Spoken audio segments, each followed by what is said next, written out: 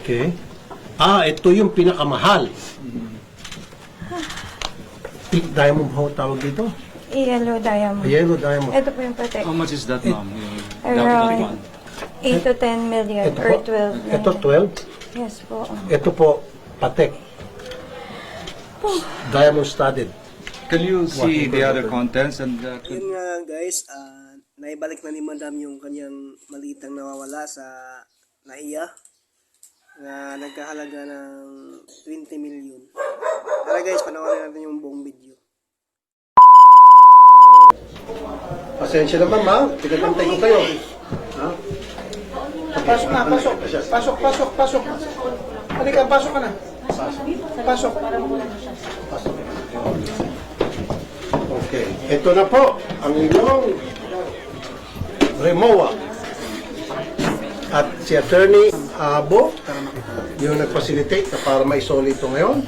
Kasama yung kanyang kliyente, yung si Mrs. nung nakakuha nito, yung taxi driver, and then the daughter. Now, would you like to open this, ma'am? In front of everybody? Pero as you can see, wala hong gas-gas. 25% pa.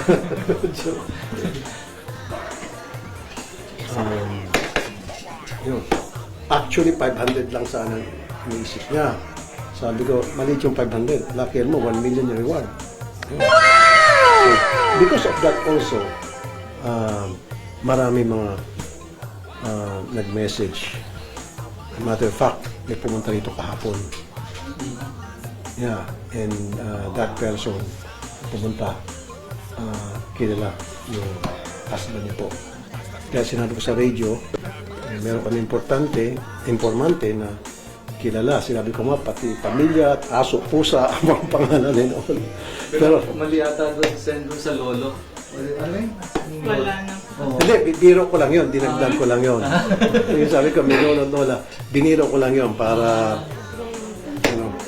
para medyo ligawin. Kasi ayaw ko naman na malaman eksakto informante. Sorry, hindi ko naman sasabihin na kayo mananakit, yung si Mr. niya mananakit doon sa informante namin. So parang niligaw ko lang. Kasi informante, kinakabahan din. Ninenervous siya. Sabi niya, baka mamaya may mangyari sa kanya. Sabi ko, sige, medyo ligaw-ligawin natin. Yun, kaya sinabi ko, lolo, lola, pusa, as. Sabi ko, joke. But, ano po siya, kilala niyo po si Mr. niyo and ready na kami magsampa sa ng kaso. In fact, today dapat pupunta na pa kami sa NBI para mag-file ng case. And then yung NBI, gagawa na po ng thorough investigation para ma-properly identify. Yun, Mr. Pioneer na. Pioneer na siya. Okay, pioneer na. Tingnan natin kung alaman ito. Okay. Makakita na ako sa wakas ng alahas na milyones. 50 million, grabe kasi doon. Ha? 50 million? Yan po ang sabi niya. Siyempre, kung ano sabi niya, yun sasabihin ko lang doon. Hindi naman kabigatan. Mga alahas po. Yung alahas po kasi. Ang isang ano Saan yan, po may ba siya, mga- attorney galing? Saan siya galing? Cebu. Meron mo siya parang luxury store doon, sinaraso mga Pinoy mga gamit. Tsaka nagba-buy and sell siya, nagbebenta siya ng alahas. Kaya yung pong may mga 3-4 ng pirasong alahas na mamahalin na hindi niya pa, nasa supplier pa may-ari. Kaya namumroblema talaga siya. Paano makalusot sa... Hindi. Kaya namumroblema talaga siya. Paano makalusot sa Hindi, galing lang siyang Cebu. Galing lang Cebu. local domestic? Ano ito sa video, hand carry niya talaga. Kaya na yun, hindi niya pa naisipang bit-bitin saan. Hinintay niya po. Hindi, Nang makasalubong yung driver, akala niya, kukunin ng driver. Hindi. Marami mga netizen din nag-bash noong una, pero they have to realize na yung father niya ay naghihingalo po sa ICU. Malala. Kaya nagmamatay. Critical yung kalagayan, kaya wala sa isip. So, kumbaga lutang. Totoo yung lutang siya. Kaya, Ano po, yung father niya is just relying on respirator. Tatanggalin na ata yung intubation. something like that. So, yun siguro wala siya sa tamang pag-iisip.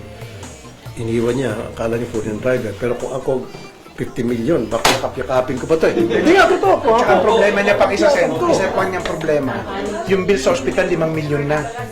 Babayaran niya pa yung mga alahas na nawala. Ang laking problema niya. Kaya napakalaking bagay yun.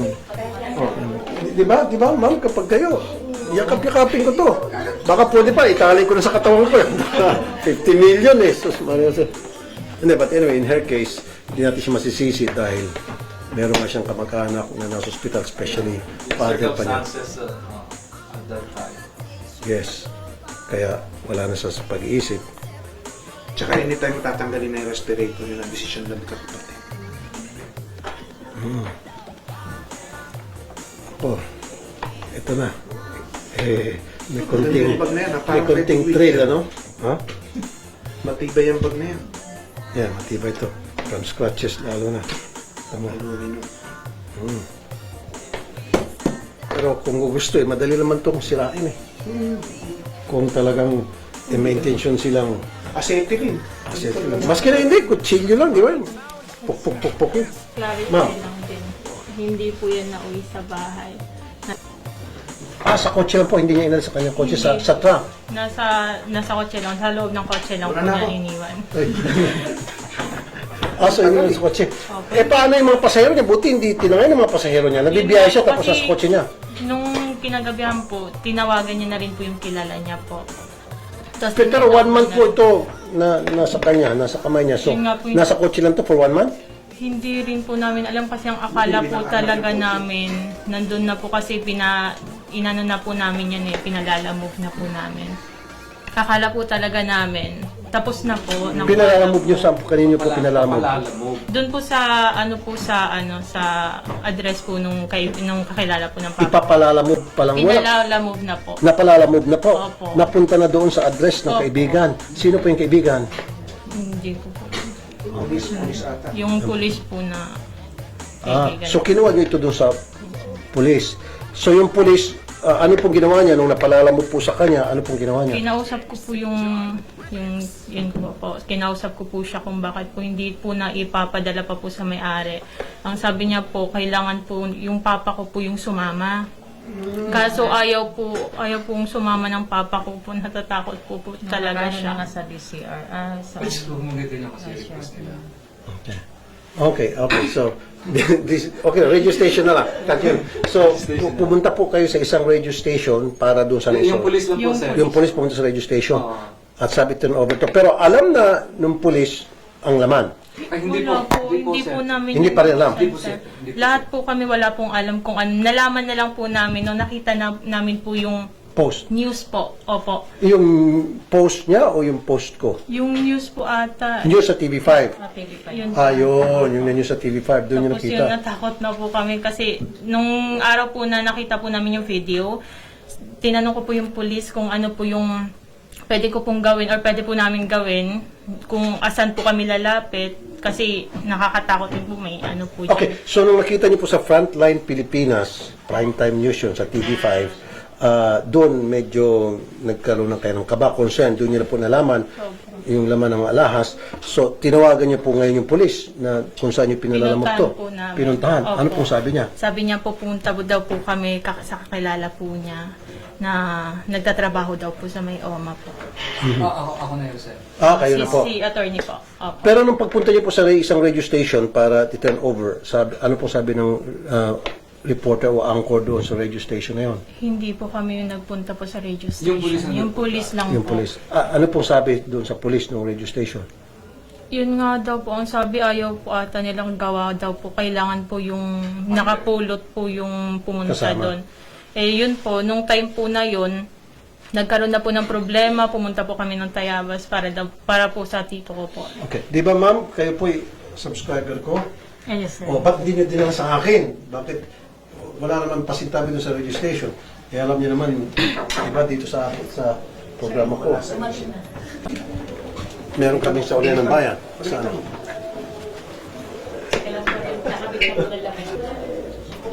Pasensya naman, ma'am. Pinagantay ko kayo. Ha? Pasok na, pasok. Pasok. Halika, pasok ka na. Pasok. Okay. Ito na po ang inyong Remoa.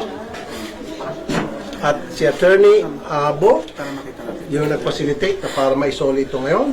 Kasama yung Para makita natin. yung nag-facilitate na para maisoli ito ngayon. Kasama yung kanyang kliyente, yung si Mrs. nung nakakuha nito, yung taxi driver, and then the daughter. Now, would you like to open this, ma'am? In front of everybody? Kasi, pero as you can see, wala hong gas-gas. Masaya ko lang ulitin. Hindi na nakita. Pero ma'am, hindi mo kwento lang. Sige, okay ma'am, paki-open. Then, Okay, sino yung may code dito? Let's open it. Okay, alis muna itong smart.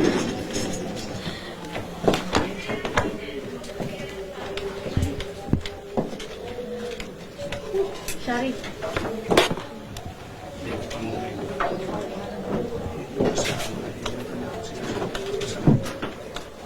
Binubuksan na po. Ayan. Siya po ay alam ng code. Ito na! Camera! Sana. Kailangan makita sa camera yung laman. Let's open it. Okay. Una, itong bag. Hindi kasali. Ano kasali? Yan yung Hermes. Ito yung Hermes. Okay. Tubig. Bigas ng tubig. Okay, so 2 Hermes bag. Okay. Okay. Ito na. Okay. Ito yung pinakamahal. Pink diamond ho tawag dito. yellow diamond. Yellow diamond. Ito po yung protect. How much is that, ma'am? Around 8 to 10 million Ito or po. 12 Ito million. 12. Yes po. Ito po, patek. Diamond studded. Can you see the other contents and confirm to the media that it is intact? Ito po All are yung- intact? Yes po. Ito po yung evening, Senator. Paki-confirm lang po in front of the Attorney Abo Yes, and then sa mga Sandali nagsuli. po nangihinig ako. Okay, bigyan natin ng tubig. Okay. Ito po yata may isa pang bag. Ma'am, baka mahulog yung alahasa. Lagyan mo natin dito. Isa. Yung patek. Ito na natin ilagay dito. Ito po yung mga princess cut na yung bracelet po. Grabe ang alahasa, no? Naman ito. Ito po yung mga princess cut na look. Kasi ito po yung pinakita natin ka. Ito pa isa pang bag. Ito po yung isang bag. And Tatlo. ay, wala shoes Yung na. shoes. Okay. So, tatlong Hermes. Itong pinakamahal dito eh. Hermes. Itong pinakamahal dito eh. Ayan, I would assume. Ito dito. croc roll. Croc. Okay. Can you confirm now that Yes, for all the every- contents are intact? Yeah, everything's complete. But Okay, good. Thank you. yung cross. Ito yun, di ba? Yung loop. Yes po, everything's complete. Okay. Lahat po nandyan. Yes po. Sigurado po kayo ha? Yes Kompleto po. na. Okay. Everything's complete po. Ayan po. Everything's complete. Very emotional. Si ma'am. Nung pagpasok pa lamang, as you can see, hanggang ngayon, hindi niya mapigilang parang maluhalwa. So, kumpirmado. And ma'am, ito po yung wife. Siya yung, and then the attorney who Yes, initiated all in this. behalf, Sen, if I may, in behalf of my client, the husband of the wife here, we apologize for what he did. The wife here, we apologize for what he did. He was attacked by his conscience the night after taking your bag. For that, we apologize for his accusation. Apology accepted po, and I'm Thank you very really much. thankful that everything is complete and fully recovered. And of course, I would like, if not for the program and for Senator Raffy Tulfo, this wouldn't be possible. And thank you sa family for... Sorry po.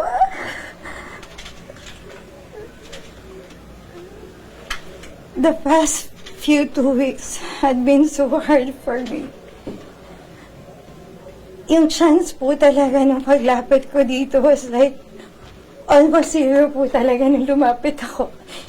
And considering my situation now and our family situation, sobrang laking tulong po nito sa amin.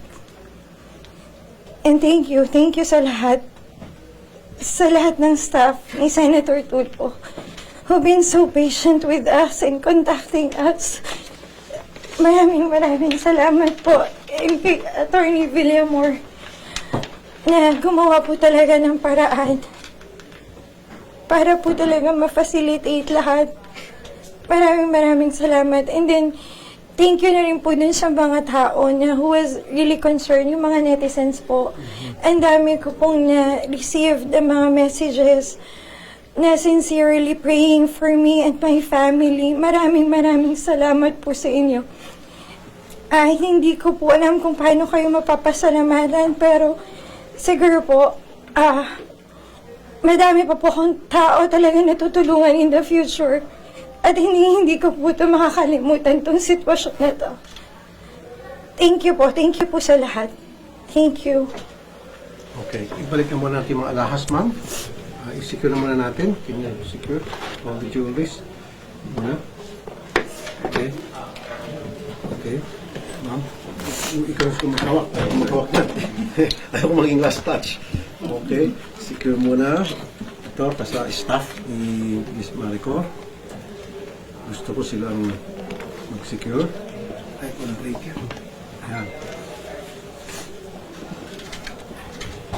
Habang sinisilid ng mga Hermes bags. Hermes na ba't nakalagay Fendi? Fendi po. Fendi ito. Okay. Pero itong dalawa, Hermes. Ito Fendi. Okay. Now, ma'am. 1 million pesos cash reward na prinamis po natin on air doon sa magsoli. No questions asked. Kahit na yung husband niya yung nagsoli, bibigay tayo. But the wife turned over. Although sabi nung anak, ayaw daw niya kasi nag-agrabyado daw sila. Sabi ko hindi. The promise is a promise. Nag-promise tayo on air na magbibigay kaya tutuparin natin. Ito na po yung 1 million. Award. Pakita natin. Buksan natin 1 million. Okay. Oh my God!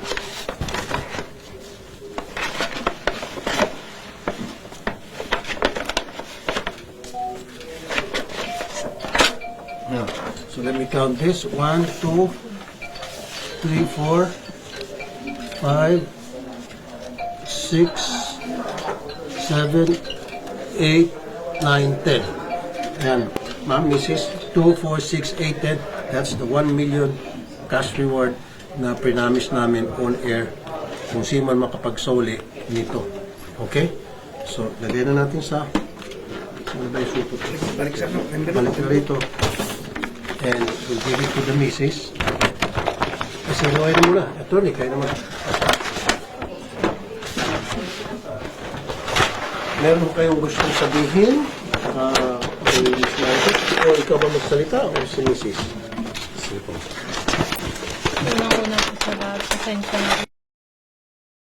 Hindi rin po namin alam na hindi pa po nasasauli sa inyo po. Sorry po talaga. It's very hard to describe kung paano po ako kasaya dito sa mga pangyari. I myself parang hindi ako makapaniwala tulad nung may-ari nung bagahe. Napaiyak siya, nag-emotional siya. Ako medyo pinipigilan ko lalo nung naiyak siya sa sobrang tuwa. Yung bang may nagawa tayong napakagandang accomplishment. First time ever sa programa kong sa radyo yung sa Ulian ng Bayan na ganito kalaki. 50 million ang naisuli. So, more to come. And then, of course, papasalamat ako sa lahat ng mga followers natin na sila yung palaging nakatutok at kaya siguro naisuli yung gamit dahil napanood dun sa post ko sa FB. Of course, sa news sa TV5, binanggit niya, Frontline Pilipinas. Kaya palagi kayo manood, Frontline Pilipinas.